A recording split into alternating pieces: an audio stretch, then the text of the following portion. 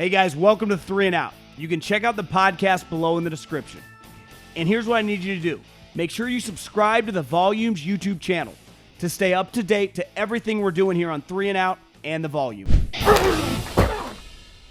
Okay, let's dive right into the quarterbacks. And to piggyback off what we did on Sunday's podcast on Tom Brady returning, you know, I think it's all been said in the last 24 hours how he never wanted to retire, forced into it.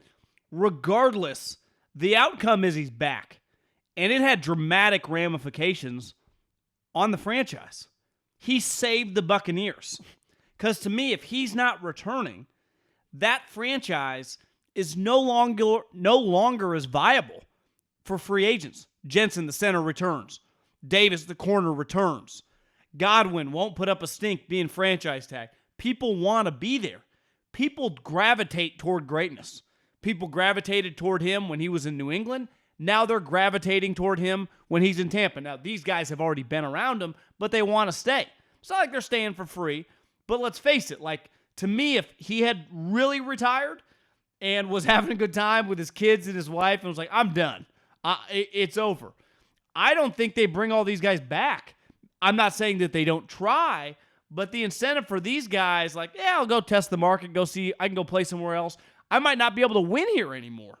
Now, there are benefits, right, when he returns, just Tampa Bay, no state income tax, works to their benefit, so they give a guy $30 million. You go to San Francisco, New York, or L.A., or some of these other places, you make more money. But let's face it, Tom Brady is the straw that stirs this entire drink. And he wasn't that totally to me in New England.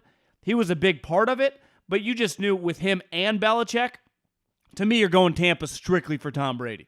Pretty special to say you get to play with Tom Brady. I think these guys know how good they have it. They've just been living it the last 2 years. And it's one of the great, swing decisions I think we've seen in recent memory. It's going to have massive, massive implications on the field because we talked about the odds. I mean, they're immediately the NFC favorite. Now, I think just regardless of Vegas, I think there are 3 or 4 teams that you go, yeah, they could easily win the NFC. They're going to win their division. And it's, the final 4 in the NFC, Packers, Rams, Bucs, and, if Trey Lance is just solid, probably the Niners. Like, it's pretty good. Then it's hard to win in the playoffs, right? We saw how hard it was for the Bills and the Chiefs in that game. It can go either way. But that's all you can ask for. Have a shot, come mid-January, and the Bucs now have a shot. And because of quarterbacks. And ultimately, for as great as today was, and we'll talk about a lot of different things, guards moving places, corners, quarterbacks make this league go. And they are by far the most valuable asset right now in all of sports. Because if you have a good one, you're guaranteed to win. And if you win in the NFL, you're guaranteed to make money in the NFL no matter what.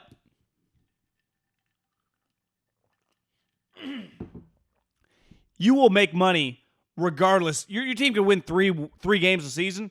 The Jags have been atrocious for years. Every single season with the revenue sharing check, Shad Khan gets, $250, $300 million.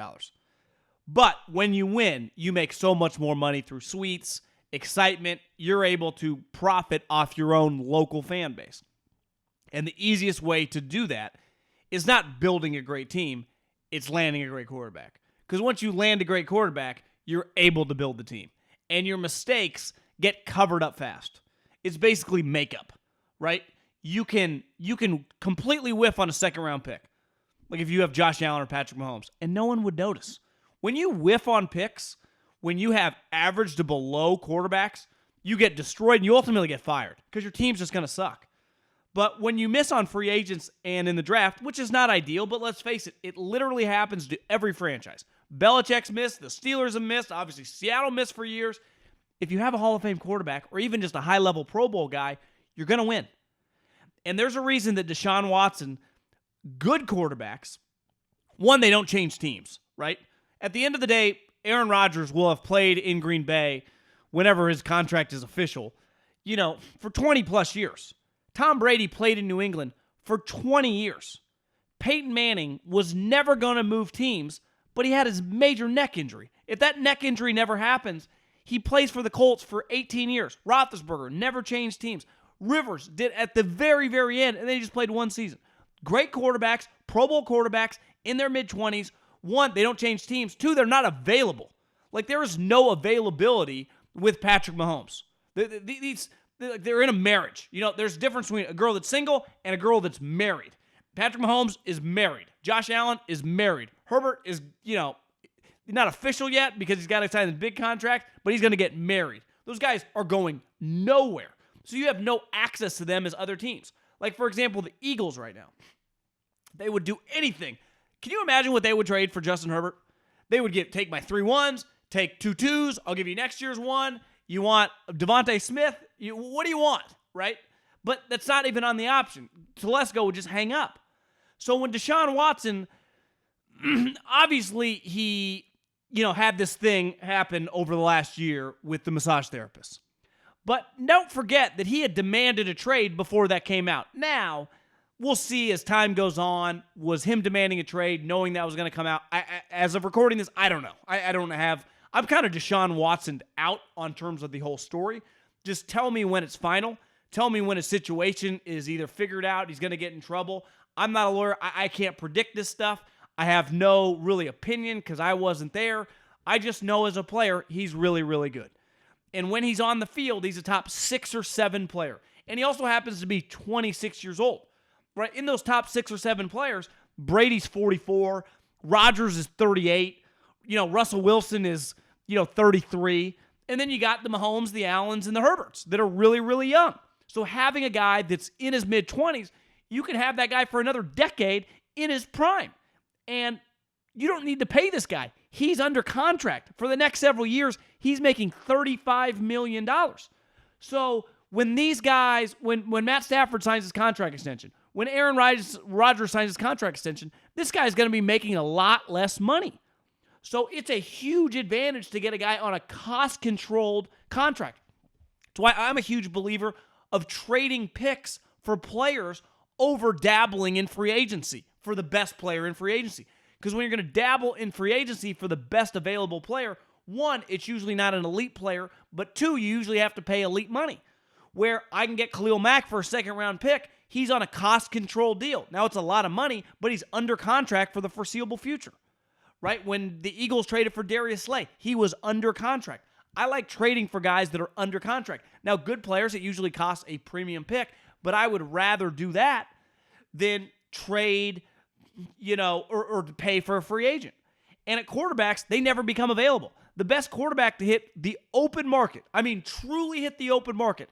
Brady, that's such a unique circumstance. He was 43 years old. I'm talking about a guy in his late 20s, early 30s, that's a Pro Bowl, or not even a Pro Bowl, but like a guy that every team's going to want that has a quarterback availability. The best one of the last decade's Kirk Cousins. And even going back would be Drew Brees, but he had a major injury. So guys like Deshaun Watson in his prime, Mahomes, Allen, Herbert, Lamar, these guys never hit free agency. So the only way to get a hold of them, one, they either have to demand a trade-like situation, or off the field, something has to go down. And because of Deshaun, he actually is not making as much as some of these other guys, but he was smart because he put the no-trade clause in there. And as of recording this, he's meeting with the Saints, the Panthers. He told Seattle to kick rocks. Hard to blame him because you just go, well, listen, Russell, like I said, a little bit of a diva. I don't think he gets enough. The diva, that aura doesn't, follow him hard enough. So I'm going to keep pounding the table. I can deal with divas if you're great. I can deal with LeBron James, right? I can deal with Aaron Rodgers. You better be great. Like, I don't, it comes a couple more years like Antonio Brown, get out of here, right? You can only deal with divas at other positions for so long. At quarterback, you can deal with them. And you can deal with them forever as long as they're good. So Deshaun Watson, who actually was once upon a time, Dabo Swinney called him Michael Jordan. Clearly, the bloom's off the rose a little bit because there's some red flags on him right now. These teams are meeting with him. And to me, the team that has the most on the line, like ultimately the Saints, had an incredible 15-year run with Drew Brees. And now they're going through a transition. Do they want to continue to be good? For sure. Do they have pretty good players on their roster? 100%. But if they end up with Jimmy Garoppolo or rollback Jameis Winston, it's not the worst-case scenario because their fan base has had it pretty good. To me, the Panthers are pretty desperate. Like, they have a brand new owner who paid cash for the franchise, who's one of the great stock traders in the history of America and is desperate to be good. And since he's owned the team, they've kind of been a joke. Now, I give him credit because I talk a lot of shit about the Chargers ownership because I always feel like they're cheap with their coaches. And it's one thing to be like, oh, they're signing players. Yeah, every team has money to sign players, right? You have a salary cap. You get the money from the league, from CBS, from ABC, from NBC. You have that money. You kind of choose how much you want to pay a coach. And whether you're right or wrong, I say this all the time, I admire people that take big swings. You're not always going to be right? Some of your big swings, you're going to miss the ball. But every once in a while, you're going to connect. You're going to hit some doubles, and you might hit a home run. So he went all in, and other people were interested on Matt Rule. Now, it has not gone well. And the one thing I question with Matt Rule, he's already on a second offensive coordinator. Like, what do you do, bro? Like, are you just CEO guy? Because Tomlin had worked in the NFL for a while. John Harbaugh had worked in the NFL for a while. You spent 1 year in the NFL as an assistant offensive line coach, and now you're just CEO guy, and our offense sucks? But the easiest way to make CEO guy look good, because let's face it, a couple years ago, John Harbaugh was CEO guy with Joe Flacco at the quarterback and was about to get fired. And then they put in Lamar Jackson in the game, and they've never looked back. So part of being CEO guy, Tomlin's been CEO guy for 15 years. He had the big guy from Ohio slinging the ball around. He's gotten like 7 contract extensions. So if you're going to be CEO guy and you don't have a quarterback, you're fucked. It's over. And I think Tepper knows this from a franchise standpoint. They just need some buzz. 2, that obviously Brady comes back, but he is 45 years old, and this might even be his last year. Like, part of it is competing in that division. Atlanta's got going nowhere fast. Tampa, as long as Brady's there, they're going to win the division, but that could end, as we know now, any year. Like, do we assume he's going to play 2 years after this, or is this his last year? Because he said he wanted to play till 45. Well, now he's playing till he's 45. So, and if you get Deshaun, that means the Saints don't get Deshaun, and you're kind of in the driver's seat. And then from a Deshaun standpoint, you get to rely on David Tepper. The guy, the owner, puts all of his chips in the middle of the table on you. It's a no-brainer for the Texans, right? You trade pick 6. So I want him to go to Carolina. That means I got 2 top 6 picks. I get rid of Deshaun. I get a couple more picks. And here's the other thing. Deshaun went 4-12, the best season he ever had. And that was Bill O'Brien got fired after 4 games. But we don't know for sure that Matt Rule knows what he's doing in the National Football League. So it could go poorly. Now, if you had Deshaun, in that division, you'd still probably win 5 or 6 games. But that could be a pretty good pick. Like, it feels like pretty... I don't know why I would think so differently. Their team's just a lot better. The Broncos are going to win 10 games with Russell Wilson. Because we've seen, as long as Russell Wilson's your quarterback, no matter how shitty your team is, you're going to compete to win 9-10 games if he's healthy for 17 of them. We've seen Deshaun Watson have an unreal year. They went 4-12, right? And the Dolphins ended up getting their pick. The Niners ended up using that on Trey Lance with a trade, but that's how they got it because of the Texans' disastrous season. So if I'm Deshaun Watson, I'm interested in Carolina. Go back to the homeland. Go to an area I'm comfortable with. If I'm David Tepper, all my chips are in the middle of the table. 1, I do not want him to go to the Saints, right? I'd much rather have me get him and force the Saints to play with Jameis Winston or Jimmy Garoppolo. And then, obviously, I got Deshaun Watson. And if I'm the Texans, I am praying this gets figured out. The Browns, if I'm Deshaun Watson, I want to go to Cleveland. Now, it makes sense why Cleveland is interested. Baker, they're not going to give him a long-term contract. Like I said, there just aren't that many opportunities to get a guy like this. They do not become available. And, hell, you see, I've said it over and over. Everyone acts like Kirk Cousins is the worst quarterback they've ever seen. There's a reason he keeps getting extended. They could do way worse. They had worse quarterbacks before he showed up. Ideally, do you love paying him $35, $40 million? No. But you're kind of stuck because he's still way better than anything you can do, and the draft sucks with quarterbacks. That's the other part of this. The draft sucks with quarterbacks. So these teams that are like, I'm going to draft Kenny Pickett, who's like a poor man's Mac Jones.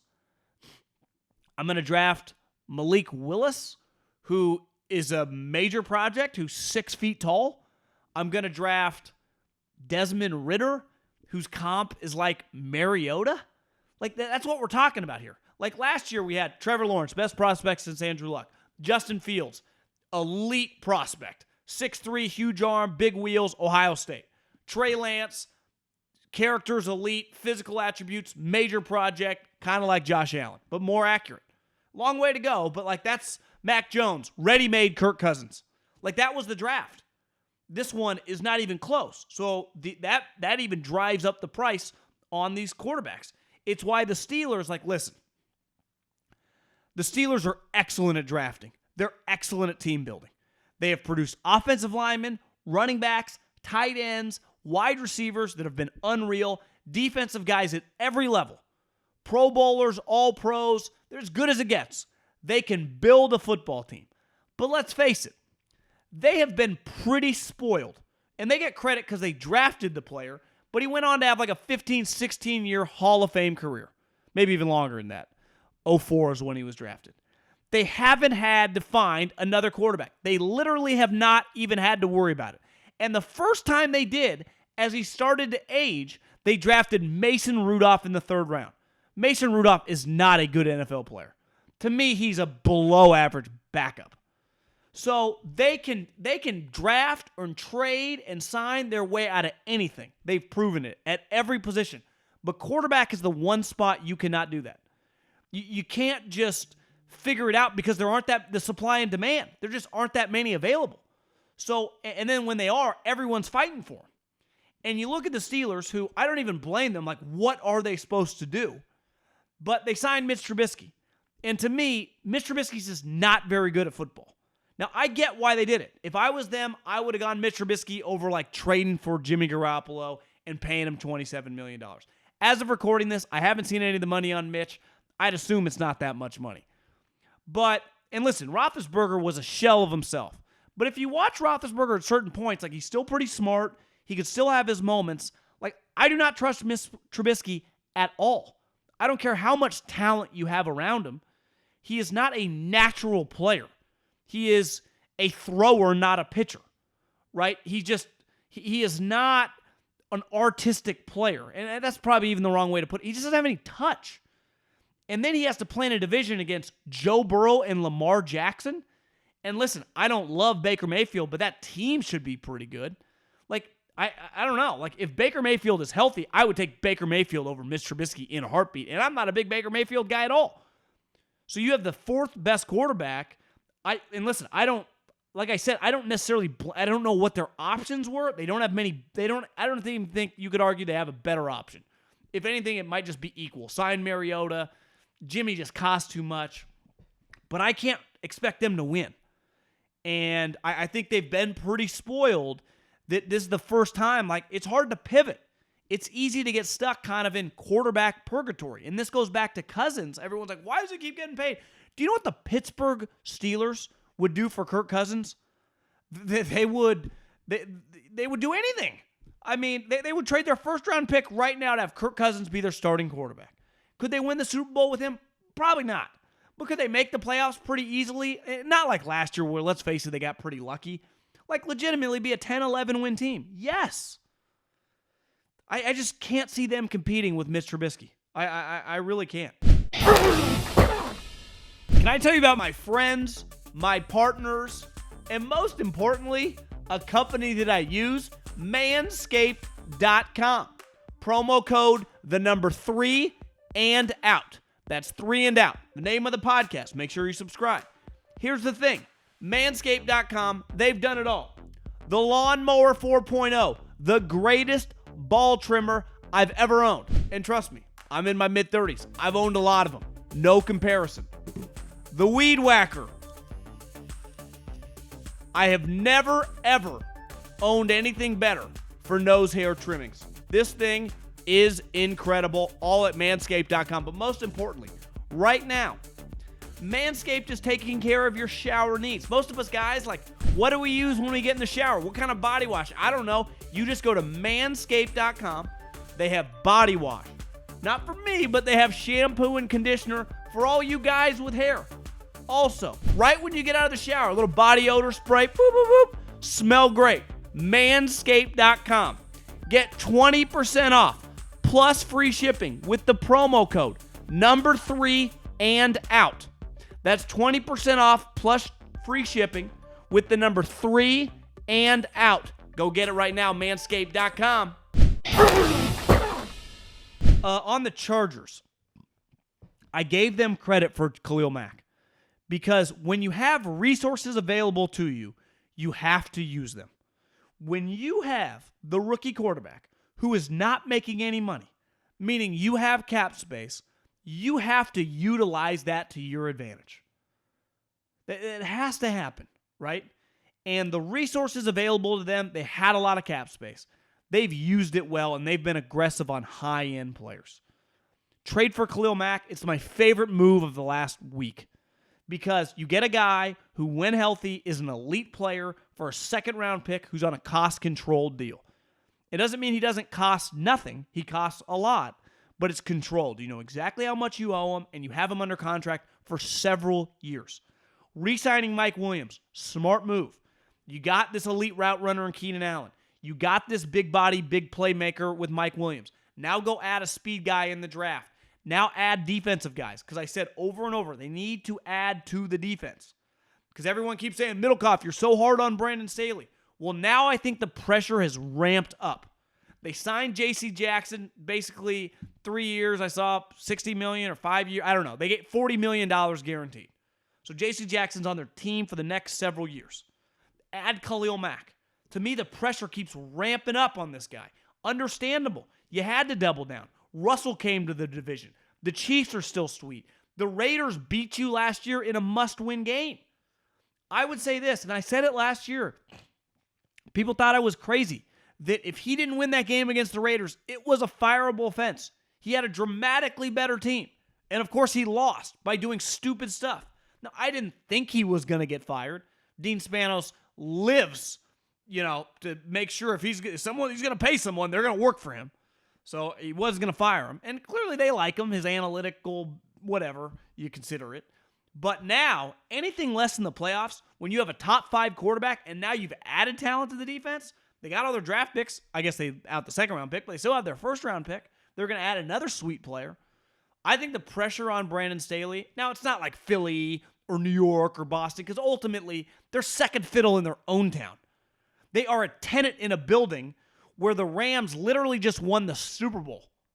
So you can tell me, Middlekauff, the Rams aren't even the top team. No, when you start winning Super Bowls, that's how you develop fans. Because the majority of fans aren't super diehard, unless you're talking like the Steelers and the Packers. Most fans are casual. The reason the Lakers have so many fans is because they've accumulated so many casual fans over the last 30 years. The reason the Cowboys have the biggest numbers on TV, because they have the most amount of casual fans. So the Rams, because they're all fighting for it in L.A., and you add Lincoln Riley, the Dodgers are sweet. There's a lot going on. But they also have like 18 million people or something live in L.A. County. So you have a large, large market. Well, you got to do something when you have this star young quarterback who is unreal to watch. Who watches Justin Herbert and go, God damn, this guy's not sweet. I'd love this guy to play for me.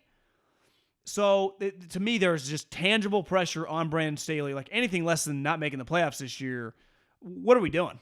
Like, you guys just wasted 2 years of Justin Herbert. I think all the pressure's on them. Zero excuses. And it's going to be difficult. That's the other thing. It's going to be really, really hard. It's not like they play in the NFC East. I guess, actually, the division had a couple playoff teams. But just a terrible, the NFC North. It's probably a better example, right? Russell Wilson, Mahomes, Derek Carr. Good luck, buddy. Give the Jets some credit. They had to, listen, I'm not the biggest Zach Wilson guy. Some of my friends in the league that, have rings on their finger aren't the biggest Zach Wilson guys. They actually kind of influenced me, and then watching him, listen, he's got a long way to go. Does have some physical attributes. But you're all in on him. You drafted him second overall, and it was just one season. You have to help him out. So what did they do?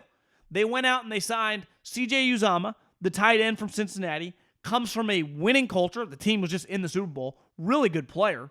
I like that player a lot, actually. Whenever I watch the Bengals, I'm like, who's 87? This guy's a playmaker.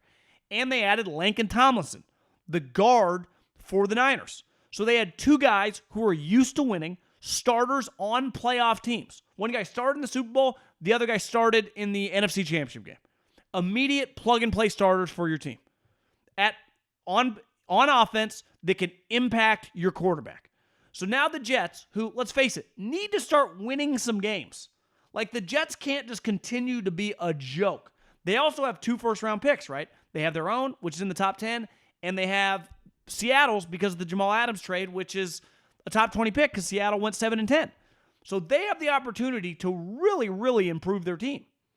And when you look at the Jets now, they have Becton, who I know Saleh said he's going to have to earn his starting job. Bullshit. He's going to be the starting left tackle. They drafted the kid last year from SC, so they have 2 guards who, in theory, should be really good. So you got 2 guards, you got a starting left tackle, you probably draft another offensive lineman, you add a tight end, you drafted last year Elijah Moore in the 2nd round, who should be a really good player out of Ole Miss. You drafted one of the running backs from North Carolina, who's a good player, I think in the 4th round. So you start accumulating some players, like now there's going to be some pressure for Zach Wilson to play well. Because the Patriots, and we'll get into Belichick here in a second, are going to be solid, and we know the Bills are a powerhouse. So I give the Jets some credit. Good day. Do I love paying 31-year-old guards $28 million guaranteed? No, but, if I'm going to do it, I'm going to improve an offensive line with a young quarterback. I'm all for it. If I'm going to overpay, I'll overpay an offensive lineman. Now, he better not be like Nate Solder, and luckily LaFleur worked with him when he was with San Francisco, so he knows him well. Easy scheme fit, easy transition. A lot of free agents that fail, right? If you're a sales guy and we work in construction and I sell, let's say I need a guy to sell alarms and then another guy to sell, doors. I'm just making it. I don't even know if you sell doors. Well, if you're on a construction sites all the time and you know a lay of the land, like if you're a good salesman, I can steal you. You can sell alarms, you can sell doors, you can sell roofs, you can sell the concrete. Like if you can sell in the industry, you can sell, right? Well, in football, just because I can play guard, if I can play guard for the Steelers, that does not mean that I'd be a good guard for the Niners. It's not that easy of a transition, even though it's a guard, right? Just like a salesman. Most salesmen kind of translate. Most players in the NFL translate to the scheme they're having success on. There are certain players, right? Khalil Mack could play an Aaron Donald, Devontae Adams, Jalen Ramsey, Minka Fitzpatrick, right? The high-end guys can do anything, just like in society. A smart guy, I was listening to Josh Brown's podcast, The Compound, and they were talking about the Carl Icahn documentary. I think I've mentioned it before. It's on HBO. It's basically, I think Gordon Gekko was portrayed, parts of him after Carl Icahn. This guy's just a business killer. And he was the guy with the airline, in the original Wall Street that Gordon Gekko made bankrupt and fired everybody. The same thing happened to Carl Icahn. But their point was that Carl Icahn, whether he was going to become a venture capitalist, a stock guy, whether he went to Hollywood, or whether he ran a tech company, the guy 100 out of 100 times was going to be worth $1 billion+. The guy was going to nail it in any industry. Translated no matter where he went. Too smart. Too relentless. Too much just grit involved, also combined with intelligence. Like that combination, when you show me someone who's super intelligent and relentless, that guy, it's almost impossible for that guy to fail. Unless he's got drug addiction or something, that guy's not going to fail. It might not happen immediately, but he will have success. Where just like good players, you can put them anywhere in football and they will succeed. Most players are not that. They don't transcend scheme. So when I sign a free agent, I better know for certain he fits in my scheme. It's why it's a lot easier to find when you get new assistant coaches or a new head coach or new coordinators to bring guys from their former teams. Now, you ideally don't want to overpay it, but you know it's going to work. Unless the guy is over the hill or has an injury, because you've seen it work, right? It's a plug-and-play thing. That's just not the case for most players. That's why free agency can be pretty dicey. I also think Belichick, who let, J.C. Jackson walk. I think Belichick has a pretty good history of not overpaying guys that aren't worth overpaying. This knock on Belichick that he doesn't give second contracts or doesn't pay anyone is kind of bullshit. He has extended a lot of good players in his tenure, right? Think about it. Logan Mankins got a second contract. Richard Seymour got a second contract. Devin McCourty's now got several contracts. Gronk got multiple contracts. If you're an elite player and you're worth the money, he will give you a second contract. He paid Gilmore as a free agent. which was before his spending spree of last year because Gilmore had elite talent. To me, J.C. Jackson, I understand letting him walk. The only problem is they've been pretty good, right? They got Malcolm Butler, undrafted free agent. J.C. Jackson, unique story because he was kicked out of school. Like, he's clearly would have been drafted in like the second or third round, but had some burglary stuff, some character stuff, and made him fall in the draft. But how many times is this going to happen? Like, I don't think you just get an unlimited amount of these hits. And one thing the Patriots really hung their hat on last year to make them a competitive team and get them to the playoffs and really solid team is they were excellent on defense and they ran the ball. Well, they're losing their number one corner. So who are you replacing them with? Now, they got draft picks, and Belichick, for the most part, historically, is much more patient than aggressive. I would have, and people around where I live wanted the 49ers to give J.C. Jackson. Like, I'm cool with not giving him huge money. I get why the Chargers did it, but it is pretty risky. Like, is the guy a $20 million player? I know technically average per year doesn't make 20, but when you guarantee $40 million, to me, I always look at it like that's like a 2-year contract. I look at the guaranteed money because a lot of the other money doesn't mean anything to me. Like Christian Kirk, Trent Baalke, the village idiot. He gave him, $85 million over. No, he gave him $37 million guaranteed. So basically, he's tied to him for 2 years. But that's a lot of money. Like, to me, Christian Kirk is like a third wide receiver. But that's what happens when you're desperate. And there's no more desperate team than the Jags because they always suck. I mean, they always suck. And they have all this cap space. So you got to use it on someone. And there aren't really any receivers. What are they going to do? Re-sign Allen Robinson? Right? Allen Robinson ain't going back to the Jags. So this is probably the only option of guys you can sign. Where it's like, I don't know. I don't necessarily love that, but it's the Jags. I don't expect them to be very good. But we'll see. Thanks for watching 3 and Out. You can check out the podcast below in the description. And make sure you subscribe right now to the Volumes YouTube channel.